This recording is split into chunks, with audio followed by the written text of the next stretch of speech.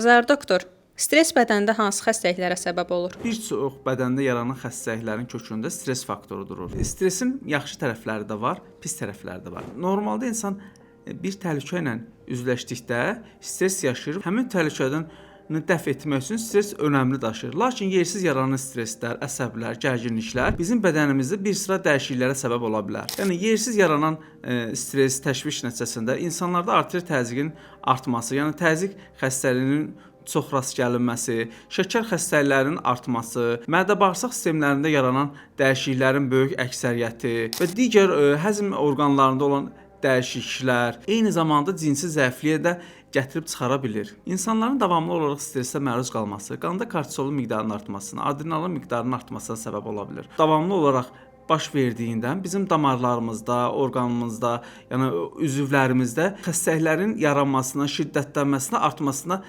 səbəb olur. Heç də təsadüfdən deyil ki, şəkər xəstəsi olan, təzyiq xəstəsi olan, ürək xəstəliklərindən əziyyət çəkən insanların eyni zamanda stressli, həyəcanlı və əsəb pozuntularından da əziyyət çəkirsə də və buna qarşı dərman qəbul edirsə də, həmin xəstəliklərin də müalicə tabe olması daha yaxşı, daha rahat qaydada olur.